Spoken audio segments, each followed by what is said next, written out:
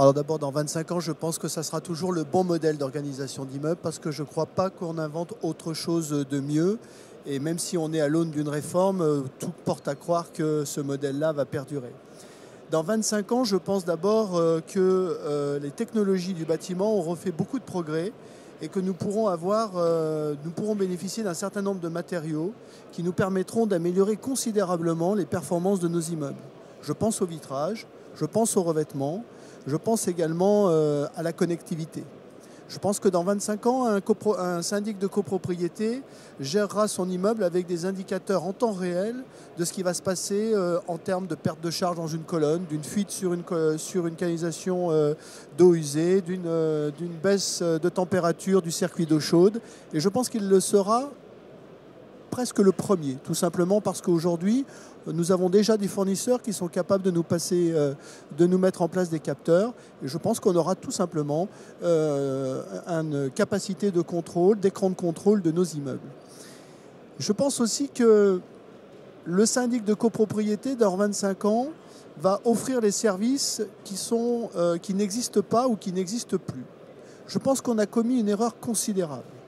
C'est de supprimer les gardiens concierges. Et je pense que nous les rétablirons, nous, syndics de copropriété, parce qu'on offrira ce service à nos copropriétaires de conciergerie. C'est quoi un service de conciergerie? C'est cette capacité, comme le disaient les précédents intervenants, à offrir des collaborateurs, du personnel, à temps complet, à temps partiel, sur certaines plages horaires, qui soient justement en capacité d'apporter du liant, ce service supplémentaire qu'a apporté le gardien concierge, d'être présent quand vous n'êtes pas là, d'être présent quand on a un ancien dans l'immeuble et qu'on est inquiet pour lui, d'être présent pour accomplir un certain nombre de tâches auxiliaires par rapport à l'ensemble immobilier. Je crois aussi que dans ces copropriétés, dans 25 ans, on aura une approche qui ne sera pas à la copropriété, mais à la rue et au quartier. Et ce service de conciergerie, d'ailleurs, trouve son modèle aussi comme cela.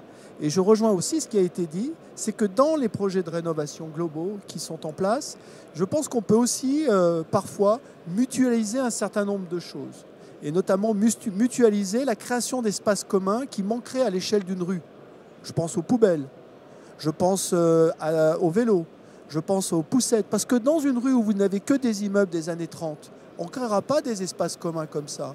En revanche, si on s'organise demain avec intelligence pour pouvoir aborder à l'échelle d'une rue un certain nombre d'espaces communs propres à cette rue, on aura beaucoup plus de chances de le faire. Je crois aussi que le métier de syndic se transformera. Nous aurons un volet acheteur.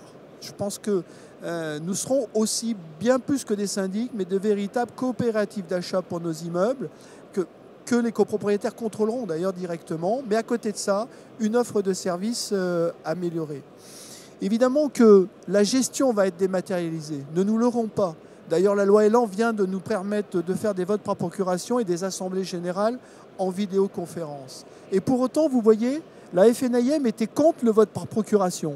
Pourquoi nous étions contre le vote par procuration? Parce que nous craignions l'absence en Assemblée générale. Et en fait, nous craignons le fait que le point ultime et de convivialité et de gestion et de décision soit sans présence physique. Nous n'avons jamais souhaité ça. Et plus de débat, parce que le débat compte. Et que le débat soit déjà, j'allais dire, préfabriqué par le fait que le vote par procuration, on ne peut plus revenir dessus. Et que si on change un bout de résolution, le vote pour se transforme en vote contre. On va essayer d'amender ça dans les ordonnances. Mais bien sûr que la gestion risque d'être dématérialisée. Mais ce que je veux vous dire aussi, c'est qu'on aura, je crois, la capacité, malgré tout, à lier les copropriétaires sur l'intérêt général.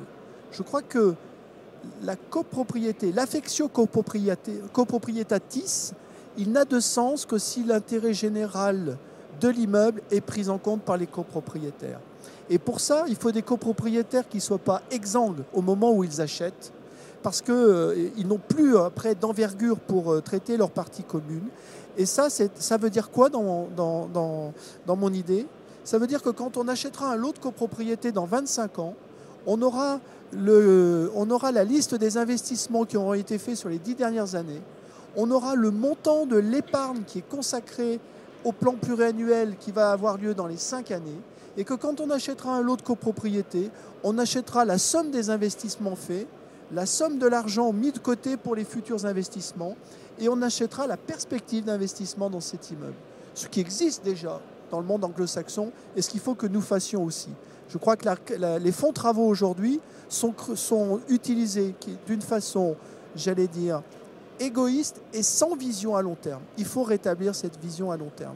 Voilà ma vision de la copropriété. Ça restera, à mon sens, l'avenir parce que de toute façon, il va falloir loger les Français, il va falloir les loger en hauteur. Les architectes vont nous livrer des immeubles qui vont intégrer des services et non pas, qui ne seront pas mono-activité. Ça, c'est aussi un savoir-faire en termes de gestion. Mais je crois que la copropriété a un bel avenir.